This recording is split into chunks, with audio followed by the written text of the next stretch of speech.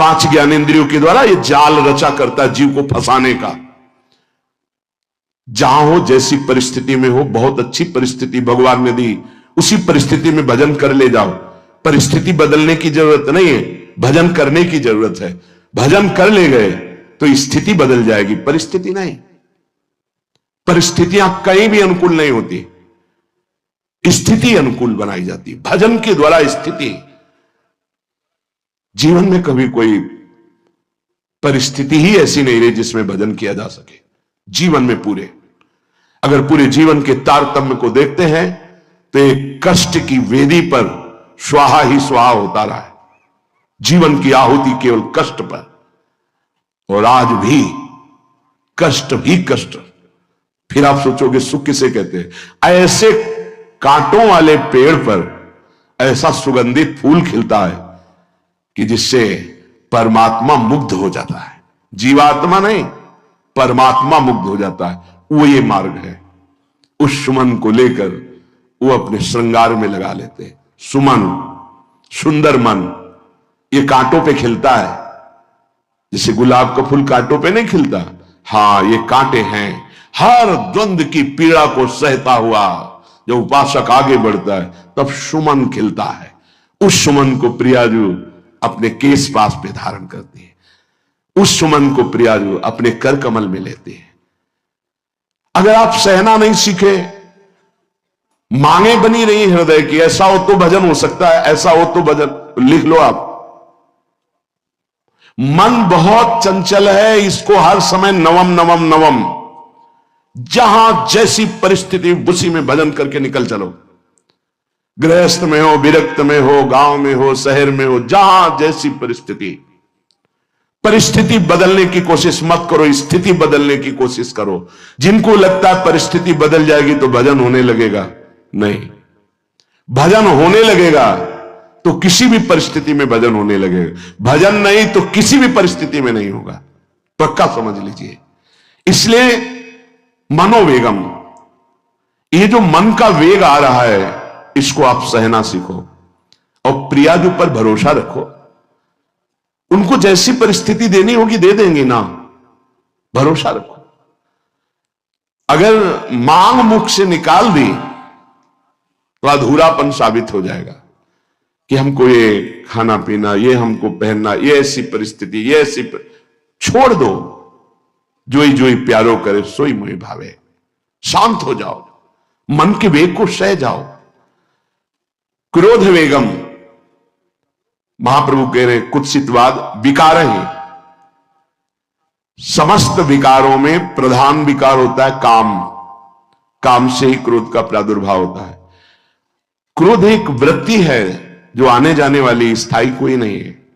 जिस समय आपके अंदर क्रोध आए उस समय मौन होकर हट जाइए वहां से, तुरंत जाकर थोड़ा ठंडा पानी पिए, प्रभु के चरणारविंद की तरफ अपनी वृत्ति को ले जाने की कोशिश कीजिए। उस व्यक्ति से चिंतन हटाइए जिससे क्रोध आ रहा है, उस व्यक्ति की उस क्रिया से चिंतन हटाइए जिससे क्रोध आ रहा है, हट जाइए। ये क्रोध का वेग अगर आता रहा तो भजन करने पर भी अनुभव नहीं हो पाएगा। एक बार अच्छे से क्रोध आ जाए, अंदर हृदय जल जाए, तो 1 महीने भजन के प्रभाव को रोक देता है पूज्य बाबा के उसमें। फिर आप अगर 12 बार साल में आ गया तो क्या अनुभव में आ गया। इसीलिए 20-20, 50-50 वर्ष हो रहे हैं, कुछ अनुभव में नहीं आ रहा। बहुत सावधान। क्रोध हमारा नाश करता है, किसी और का नहीं। हमारे भजन का, हमारे हृदय के आनंद का, हमारी वृत्ति का बड़ा हल्का स्वरूप हो जाता है क्रोधी पुरुष का। इसलिए क्रोध को सहना है, उसके वेग को सहना है। वाणी के वेग, मन के वेग और क्रोध के। अगर क्रोध के वेग को सह गए तो अगला है हिंसा का वेग। वो अपने आप सह जाओगे, क्योंकि क्रोध से ही हिंसा होती है। हिंसा का वेग, वाणी के द्वारा बहुत हिंसा होती है। ऐसे कठोर वचन बोल दिए जाते हैं जो हृदय को चुभते रहते हैं। बाहर का डंडा लगा है, पिटाई हुई तो 2-4 दिन में ठीक हो जाएगा, लेकिन हृदय में जब पिटाई की जाती कठोर वचन के द्वारा तो 10 साल बाद अगर दिखाई दे तो फिर ये वो बोला था, ऐसा बोला था, वो हृदय में घाव बना रहता है। वाणी का हिंसात्मक स्वरूप प्रायः क्रोधी जनों में ही पाया जाता है।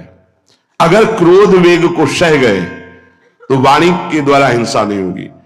और मन के द्वारा मलिन हृदय में हिंसा का भाव होता है कि चलो हम वैष्णव में मारेंगे तो नहीं, पीटेंगे तो नहीं आपको, लेकिन भगवान तुम्हारा नाश करेंगे, भगवान बहुत जल्दी, ऐसा भाव मन में, ये भी हिंसा है। शरीर के द्वारा तो ना वाणी के द्वारा, ना मन के द्वारा, ना शरीर के द्वारा। क्यों? उसके हृदय में भगवान बैठे हैं, हमको उनको रिझाना है, हमें निर्दोष होकर भगवत प्राप्ति करनी है। ये हजारों दोषों की पंक्तियां यहां हैं। कोई कह दे हम निर्दोष हैं, हमें लगता है कि यही सबसे बड़ा दोष है। नहीं तो अंदर देखा जाए ना तो क्रम क्रम से धीरे धीरे निर्दोष हुआ जा रहा है प्रभु की कृपा से। कोई जन्म से निर्दोष नहीं होता, वो तो अवतार होते हैं भगवान के। एक पद में था, शरण जिसको ले ली हृदय से लगा, और विषय पंख से धीरे धीरे, क्रमशः विषय पंख से धीरे धीरे उसको हटाया। हित जो महाराज जी के लिए आया, हमारे हृदय को धीरे धीरे निर्विषय किया जा रहा है। और सहत सहत बाढ़े भगत ग्रहतन गुरु हितगार, इन दोनों का मिलान कर धीरे धीरे सहाते सहाते हमें निर्विषय किया जा रहा है। आचार्य चरण, इष्ट देव, गुरुदेव कर रहे हैं, हमको राजी रहना है। जैसी परिस्थिति है, जैसी भी हमें गुरुदेव रख रहे हैं, इष्ट देव रख रहे हैं, हमें राजी रहना है। इससे क्या होगा कि हमारे अंदर क्रोध नहीं आएगा, गुस्सा नहीं आएगा। नहीं, ये इतना बेईमान मन है कि इष्ट देव पे भी गुस्सा कर सकता है, ये आचार्य पे भी गुस्सा कर सकता है, ये परम कृपालु गुरुदेव पर भी गुस्सा कर सकता है। क्रोध वेग सह गए तो वाणी और मन और शरीर के द्वारा जो हिंसा का वेग है उससे बच जाएंगे। फिर कह रहे हैं उदर वेगम, उदर वेग भूख। आप लोगों को तो हमें लगता है कि इस वेग को सहना ही नहीं पड़ता। ये जो विरक्त गंगा किनारे घूमने वाले हैं, इनको ज्यादा इस वेग को सहना पड़ता था, क्योंकि प्राय कभी ऐसे शाम के समय पहुंचना होता जब आप गंगा किनारे नहीं रुक सकते तो आश्रम, अब वहां पूछ लिया तो पूछ लिया, नहीं पूछ लिया तो राधे श्याम पड़े। अगर कोई मंदिर मिल गया तो हम आश्रम आदि कोई खोजना ही नहीं, गांव में तो जाना ही नहीं है, क्योंकि नवीन अवस्था में कभी गांव में भिक्षा भी नहीं मांगी, आकाश वृत्ति का ही आश्रय लिया जो शास्त्र सम्मत। गांव में कभी पूरे जीवन में किसी गांव में किसी एक रात्रि किसी घर में कभी शहर में गांव के किनारे मंदिर मिला या कोई आश्रम संत जनों का, वहां भूख के वेग को जो सह जाए तो भजन में बहुत रुचि हो जाती है, क्योंकि भजन से चित्त हटेगा तो भूख व्याकुल करेगी, और उसकी व्याकुलता से बचना है तो भजन में लगना पड़ेगा। और आपको सच्ची कहते हैं कि कई कई दिन भोजन न मिलने पर भी शरीर में गंगा जल के कारण कभी कमी महसूस नहीं हुई। जो दूध में पावर है उससे अधिक सामग्री गंगा जल में है। अब वो बहुत से ऐसे नगरों के समीप से गंगा मैया निकली जहां से बड़ी बड़ी फैक्ट्रियों का, तो नहीं, बहुत सुंदर गंगा जल, वो तो सुंदर है ही, था, है, रहेगा। अपने लोग बड़े बड़े ऐसे नाले ऐसे जिससे वो भाव तो है पर वस्तु तत्व है, पर जो दृश्य है वो अब गड़बड़ हो रहा है।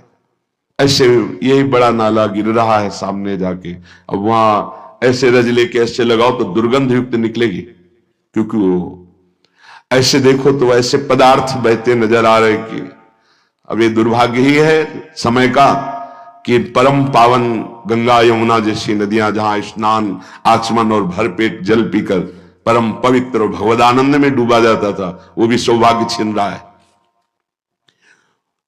तो अगर सब सुविधाएं तो भी हफ्ते 10 दिन में एक बार इस वेग को सहना तो सीखे। कस के भूख लगे और आज नहीं पाएंगे। एक दिन किसी व्रत का अनुष्ठान करने के लिए हम नहीं कह रहे, लेकिन इस वेग का आनंद तो लीजिए ना कभी। एक टाइम का छोड़ दीजिए, एक दिन केवल हफ्ते में सुबह थोड़ा ले लिया, बस अगले सुबह लेंगे थोड़ा, तो आपकी दिनचर्या नहीं बाधित होगी। आपको तो मिल रहा है ना, मिल ही नहीं रहा था। जो उदर वेग है, भूख में भजन का एक तार जुड़ता है, ये देखा है। क्योंकि ना तो नींद आएगी और ना कहीं और कोई प्रपंच की गुंजाइश है। क्योंकि उदर वेग जब भूख से व्याकुल जी होता है तो बचने के लिए एक ही उपाय है, केवल भगवत चिंतन। हटो उसके चिंतन से। ये पूर्व के संतों ने बहुत कष्ट पूर्वक भजन करके जो लाभ प्राप्त किया है वो आप लोगों को सहज में मिल। कभी कभी अपने को इससे परिपक्व करना चाहिए। जैसे शास्त्रीय पद्धति में महीना में 2 तो व्रत ही हैं, 15 दिन में एक एकादशी, 15 दिन में एक एकादशी। वो इसीलिए रखा गया है सार्वजनिक रूप से कि वो संयम को, तो उदर वेग को सहते हुए भजन। उदर वेग देख लो, उदर वेग को सहने के लिए तो अगला जो बात कह रहे हैं वो अपने आप सह जाओगे। जैसे क्रोध वेग को सह गए तो हिंसा वेग पर आप शासन कर लेंगे, ऐसे उदर वेग को सह गए तो उपस्थ वेग को सह जाएंगे। उपस्थ वेग कहते हैं जनेंद्री के कामोपभोग को।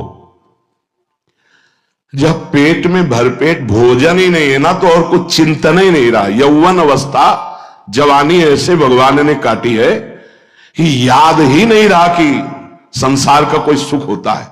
वह एक लक्ष्य ब्रह्माकार वृत्ति कैसे कैसे तत्वबोध हो, बस कठिन से कठिन जहां वैराग्य की भूमिका वहां कूद जाना, उसी में स्थिति में आने की कोशिश करना, देह राग का त्याग करना, ये युद्ध चल रहा था।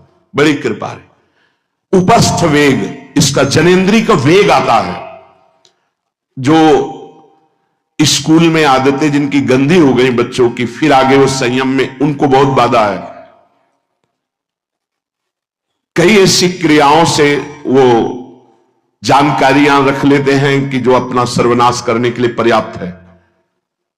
उपस्थ का जब वेग आए तो सहने की सामर्थ्य उसी की आएगी जो उदर वेग को सह जाता है। पक्का। किसी उपासक को देखा बहुत शरीर कृश हो रहा है, तो पूछा क्यों, भोजन क्यों नहीं करते, आप ऐसे कैसे हो रहे, पहले तो आप ऐसे नहीं थे, आप तो पहले बहुत स्वस्थ थे, फिर क्यों, का ऐसे नहीं, बताइए क्या, ज्यादा आवश्यकता नहीं है, जीने के लिए बस प्राण पोषण के लिए डाल लेते हैं, क्योंकि जो शांति चाहिए वो तो इतने से मिलेगी ना। बहुत सुंदर, बहुत प्रसन्नता हुई। ठीक है, ठीक चल रहे हो आप, पर इतना पाते रहो कि सीढ़ियां चढ़ उतर ले, इतना पाते रहो कि आपका शरीर काम करे। वो कहा हृदय में बहुत प्रसन्नता हुई, बहुत सुंदर। संयम में अपने आप को ले आना ये महात्मा का लक्षण होता है, चाहे स्त्री शरीर हो चाहे पुरुष शरीर हो। धन्याति धन्य। आप अपने आप को कस दीजिए, यही तो राग त्यागना ही। जो जवानी में अपने आप को जला दिया वो बुढ़ापे में चमकता है, ध्यान रखना। जो जवानी में उद्दंडता में समय व्यतीत किया और बुढ़ापे में गंधाता है, ये भी ध्यान रखना। गंधाता वो अंदर जो दुर्गंध के पौधे थे ना, वो सब दुर्गंध फैलाते हैं। पूज्य श्री पंडित गया प्रसाद जी महाराज जी ने कहा, गृहस्थी में होते हुए भी 40 और 45 के बीच में काम विजयी हो जाना चाहिए, नहीं तो जीवन बिल्कुल बर्बाद हो जाएगा। जो कुछ गृहस्थ धर्म की सेवा है 40-45 के बीच तक हो जाए, मतलब 20 से 25 से ब्याह हुआ आपका, 40-45 तक लड़का बच्चा, इसके बाद अखंड ब्रह्मचर्य धारण कर लो। 40-45 से संयम में हो जाओ तो तुम्हारा जीवन सार्थक हो जाएगा। पूज्य पंडित गया प्रसाद जी महाराज। बहुत जरूरी है उपस्थ जनेंद्री के वेग को सहना, पर हर वेग अपने आप में बहुत कठिन है।